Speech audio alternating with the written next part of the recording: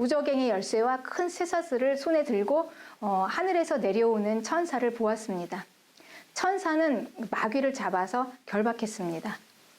그리고 무저갱에 가두고 또 열쇠로 문을 잠그고 그 무저갱에서 나오지 못하게 묶어두었습니다. 그 기간은 1000년 동안입니다. 그동안 마귀는 짐승과 거짓 선지자를 등장시켜서 마귀가 지배하는 세상으로 만들었고요. 그리고 또 속이고 미혹하면서 교회를 아주 힘들게 하면서 이 구원을 빼앗고 또 믿음을 공격하고 이렇게 하려고 온갖 더럽고 악한 행위로 이 땅을 망하게 한 장본인입니다. 그 주동자가 없어진 것입니다. 그러니 얼마나 좋은 세상일까요? 이제 그 세상인 천년왕국이 이제 낯설게 우리에게 등장합니다. 20장 3절에 마귀에게 다시는 만국을 미혹하지 못하게 하였습니다. 그러니까 예수님이 십자가 사건 이후에 마귀는 권세를 빼앗겼음에도 불구하고 자기의 능력을 불법으로 써서 계속해서 만국을 미혹해서 배교하도록 만들었죠. 우리는 요한계시록에서 그것들을 보았습니다. 그 내용을 보았고, 그리고 교회는 거기서 미혹당하지 말고 그냥 나오라라고 외치는 소리를 들었습니다. 그러니까 천년왕국은 마귀가 존재하지 않는 세상을 말하고 있습니다. 네. 그러니까 이것이 상징적인 교회 시대라면 지금 우리는 계속 미혹하고 있는 것에 대해서 해석이 안 되는 것입니다. 네.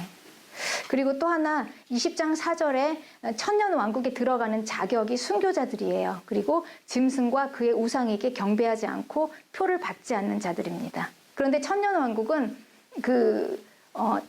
모든 게 다 이제 그 기회의 시간들이 다 지나고 그 결과로 우리에게 받는 왕국이에요.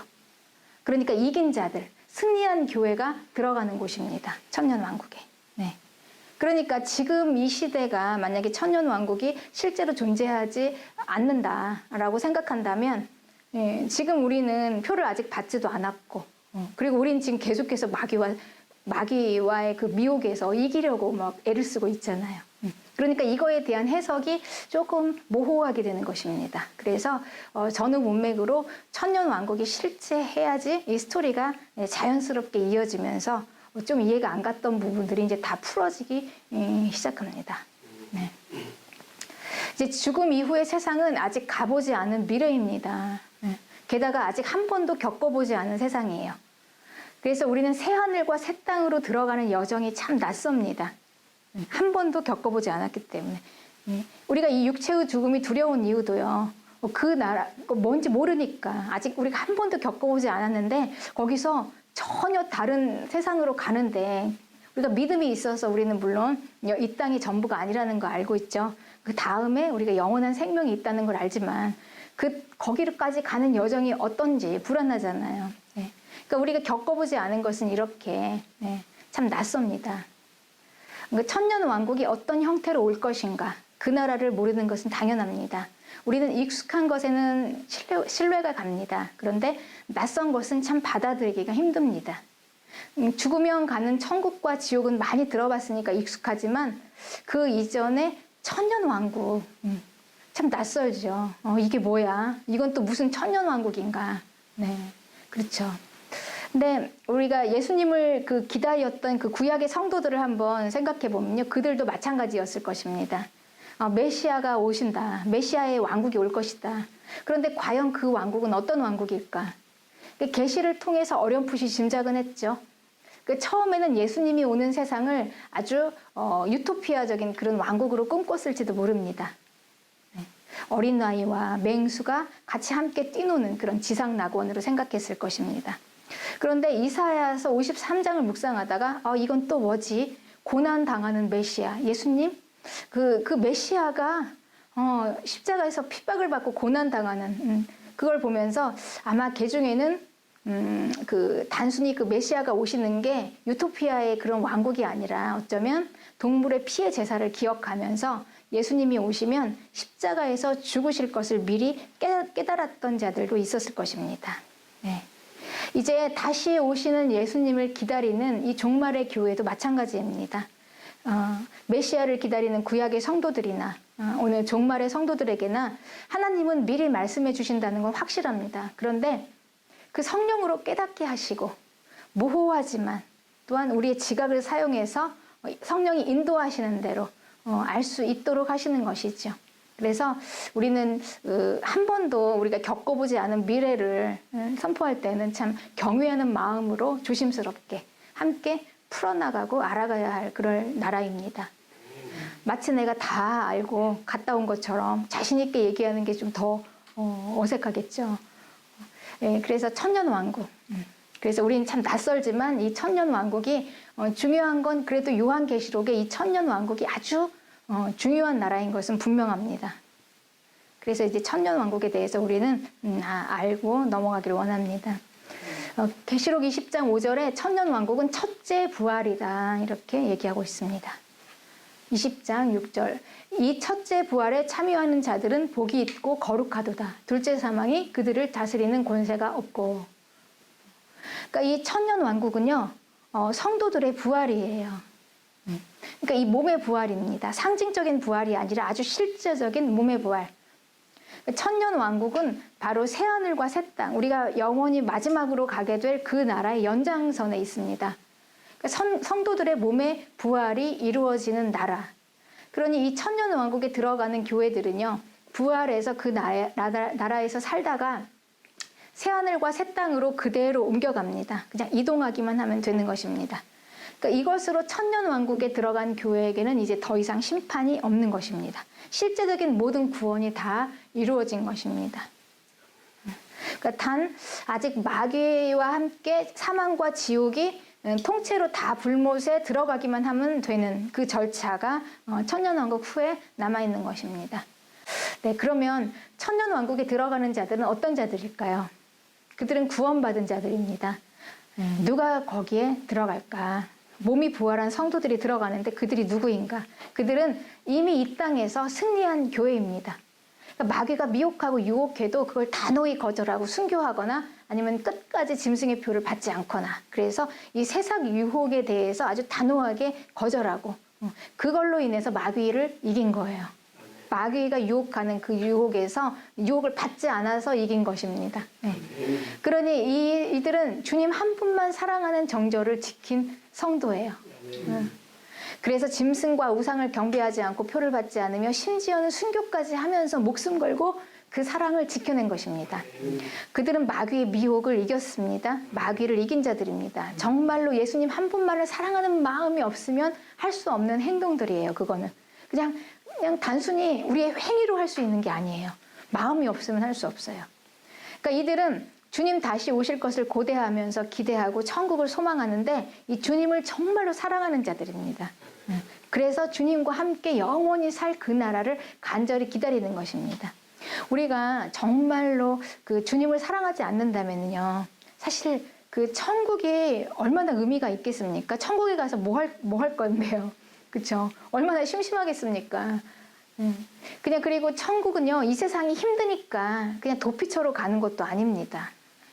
그 예수님을 사랑해서 그분과 영원히 함께 있고 싶어서 그 천국을 소망하고 가는 것인데, 그 예수님을 사랑하는 마음이 없다면 의미가 없겠죠. 그래서 이걸 좀 정리해 보면요, 구원은 이 형식적인 신앙생활로는 할 수 없다는 것입니다.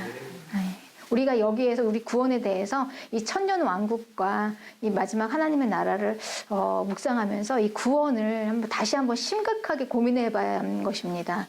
단순히 그냥 교회만 다니는 것인가, 내 주어진 헌신만 하는 것인가. 그게 아니라 정말 가장 큰 본질이 예수님이에요. 예수님이 빠지면은 구원이 아무 의미가 없습니다.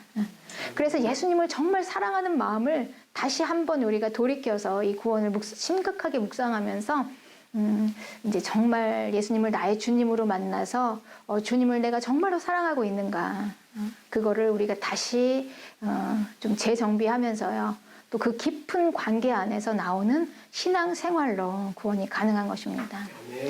그래서 교회를 다니면서도 정말로 주님 한 분만을 사랑하는 건가, 아니면 세상에서 잘 살아보려고 내가 선택하는 것인가. 그래서 요한계시록은 이 성도들에게 교회 다니는 것은 예수님 한 분만 사랑하는 것이다, 이 본질을 다시 정리하게 해서 이 부분을 심각하게 고민하면서 또 이거에 대해서 갈라질 수 있는 그런 선택을 할 수 있는 기회를 우리에게 줍니다. 이 요한계시록의 교회에게 주시는 메시지는 이 천년 왕국으로 들어가는 성도들을 품고 기록된 것입니다. 네.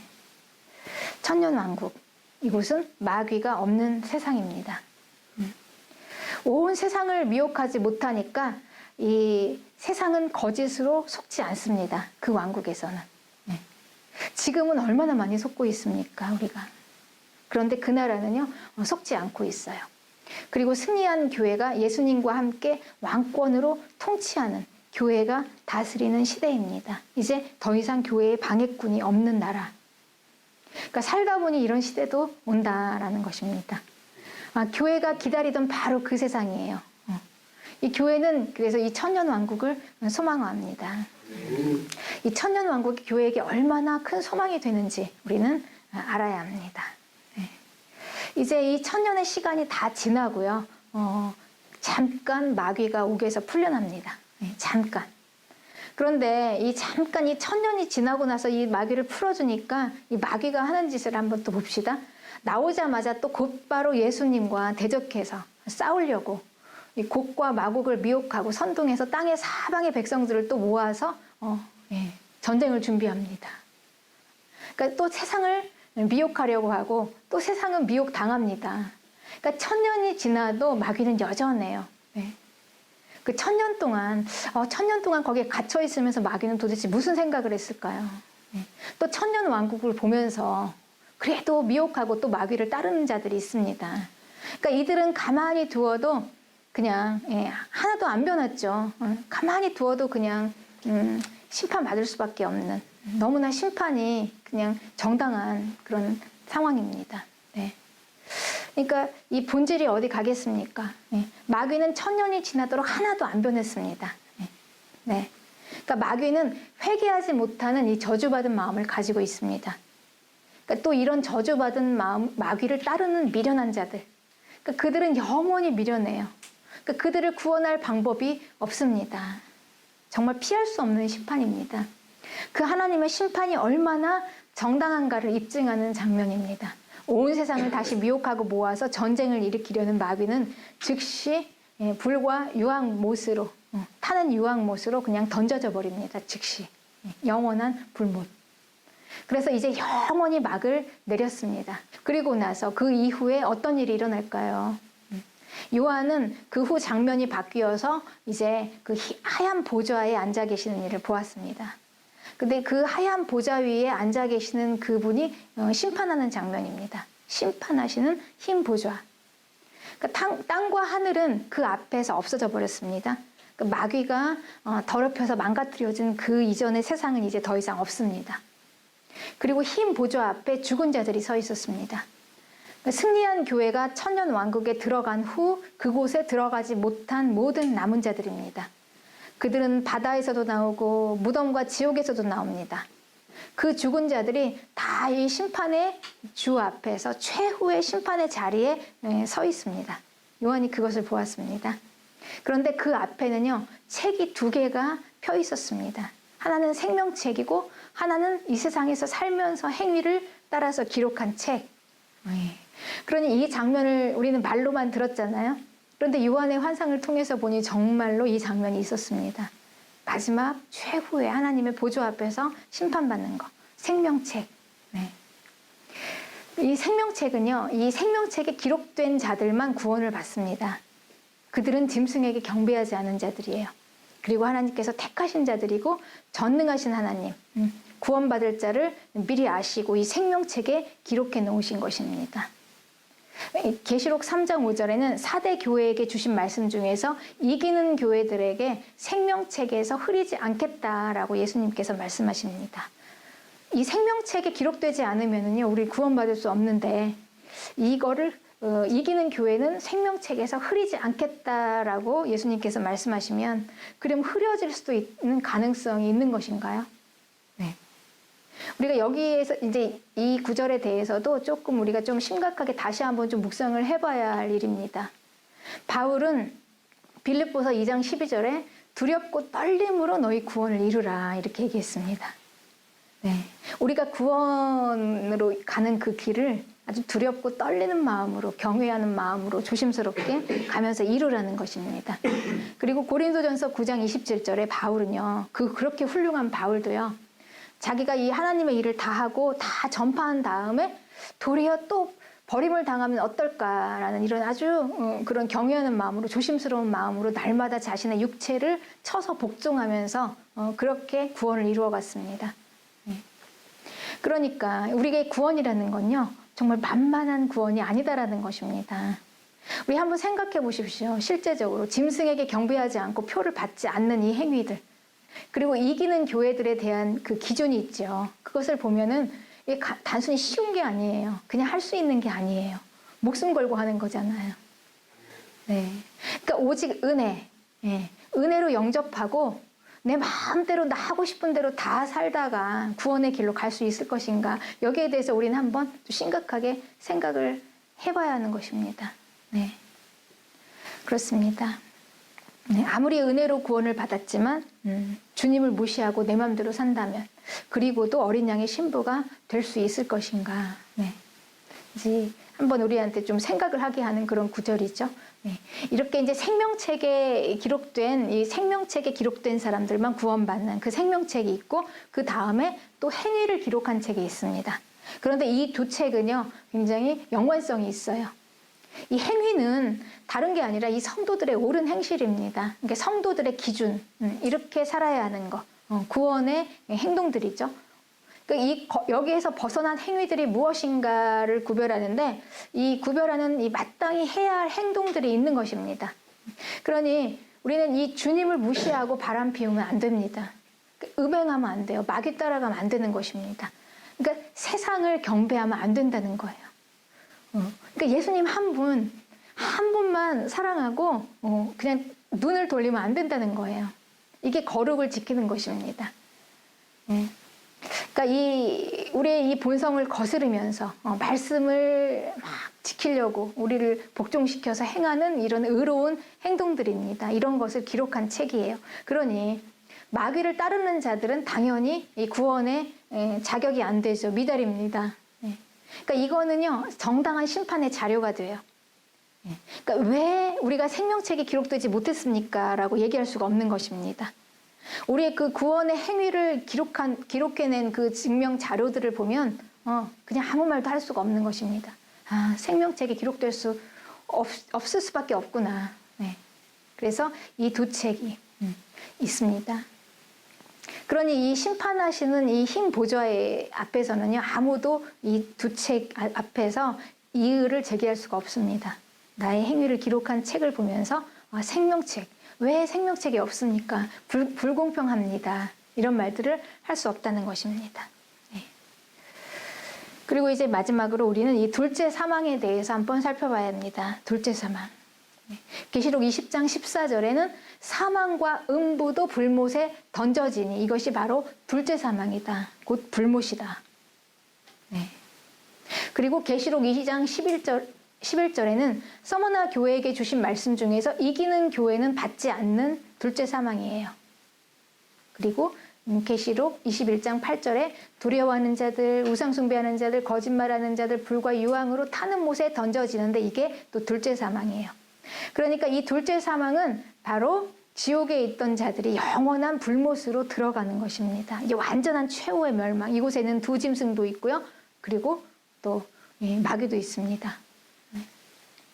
이 첫째 부활에 참여하는 자들, 천년 왕국에 들어가는 자들은 이 둘째 사망이 그들을 다스리는 권세가 없습니다. 그러니까 천년 왕국에 들어가는 자들은 이제 여기에 갈 필요가 없는 것이죠. 관계가 없습니다. 이런 확실한 자들은 관계가 없는 곳입니다. 그러나 존재가 모호한 자들, 마귀를 따르는 자들, 또 행위대로 심판받고 생명책에 기록되지 못한 자들, 이들이 둘째 사망으로 들어갑니다. 그러니 이 행위의 심판은요, 주님을 위해서 살았던 이 시간들이 기록된 우리의 삶입니다. 성도의 마땅히 옳은 행실, 이것을 기준으로 심판받는 것입니다. 은혜의 구원을 증명하는 행위들이죠. 그래서 우리가 이 구원의 여정은요, 단칼에 가르는 기계적인 심판이 아닙니다. 그냥 단계별로 순차적으로 이루어지는 심판입니다. 고린도전서 15장 23절부터는 그러나 각각 자기 차례대로 되리니 먼저는 처음 열매인 그리스도요. 다음에는 그가 강림하실 때 그리스도에게 속한 자요. 그 후에는 마지막이니 그가 모든 통치와 모든 권세와 능력을 멸하시고 나라를 아버지 하나님께 바칠 때라. 그가 모든 원수를 발 아래에 둘 때까지 반드시 왕노릇 통치하시리라. 네. 그러면서 맨 나중에 멸망받을 원수는 사망이다 그랬습니다. 그러니 맨 처음에 우리 예수 그리스도께서 부활하셨습니다. 그리고 그 다음에는 예수님이 강림하실 때 다시 오실 때 그분에게 속한 자, 하늘로 들려 올라갈 자, 그들이 이제 부활합니다. 그리고 맨 마지막에는 왕이 통치하시는 모든 권세와 능력을 아버지 하나님께 바치는 그곳. 그러니까 천년 왕국에서 이제 성도들이 부활하는 그 단계적인 부활이 이루어지는 거죠. 네, 그렇습니다. 그러니 구원은 예수님이 먼저 부활하셨습니다. 네, 우리는 이제 그 부활을 기다리는 것입니다. 네. 이제 마지막 천년 왕국에 들어가는 자들이 이제 부활하는데요. 이제 이게 첫째 부활입니다. 한편 심판은요, 바벨론이 멸망하고 두 짐승이 먼저 불못으로 들어가고 마귀가 들어가고 맨 마지막은 사망과 지옥까지 불못에 들어갑니다. 이제 이것이 둘째 사망이고 완전한 악의 멸망입니다. 이제 조금의 찌꺼기도 남지 않았어요. 하나도. 다. 두 짐승 들어가고 마귀 들어가고 이제 마귀를 따르는 자들 들어가고 완전한 이제 악이 없습니다. 이제 그런 세상이 옵니다. 새하늘과 새 땅입니다. 네. 네. 우리는 요한의 환상을 통해서 죽음 이후에 어마어마하게 광대하게 펼쳐지는 하나님의 구원하시는 방법들을 보고 있습니다. 통째로 보니 이제 영원까지 이어지는 게 정말 맞습니다. 그리고 그 영원까지 이어져야지 진짜입니다. 이 시간 중에 우리가 이 땅에 사는 동안은 잠시, 정말 잠깐이죠. 잠깐 있다 끝나버리는 것, 이거는 가치가 없는 것입니다. 먼지와 같이 흔적도 없이 사라지는 것들입니다. 그러니까 예수님 없이 받는 이 돈, 명예, 쾌락, 소위 우리가 행복이라고 하는 그 즐기는 모든 것들도, 그러니까 그것 따라가다 불못으로 들어가면 정말 큰일 납니다. 그러니 이 땅에서 우리는 주님을 위해서 인내하고 믿음 지키느라 고생했던 이 시간들이 결코 헛되지 않습니다. 여러분, 우리 세상은요, 행복을 추구합니다. 그러니까 이 땅에서 잘 사는 것이 좋은 것이라고 생각해요. 그리고 그 생각으로 교회를 미혹합니다. 그 생각으로 다 온 세상을 다 물들여 놨어요. 그런데 우리 교회는 그 생각 안으로 들어가면 안 됩니다. 더 큰 가치가 있습니다. 영원한 나라, 영원한 생명. 그러니까 요한계시록은 그것을 너무나 분명하게 증명해주고 있습니다. 주님 따라가다가 믿음 지키느라고, 그러니 이 땅에서 흘린 눈물, 충분한 가치가 있다는 것입니다. 살면서 가장 가치가 있고 귀한 것, 이것을 믿읍시다. 여러분, 우리는요, 주를 위해서 내가 할 수 있는 베스트를 다 해서, 열심을 다해서 사십시다. 요한의 환상을 통해서 영원한 그 나라를 보니 주를 위해서 살았던 그것만큼 가치 있는 게 어디 있겠습니까? 그리고 그 나라, 새하늘과 새 땅, 우리는 그 나라에서 모두 다 만나시기를 주님 안에서 축복합니다.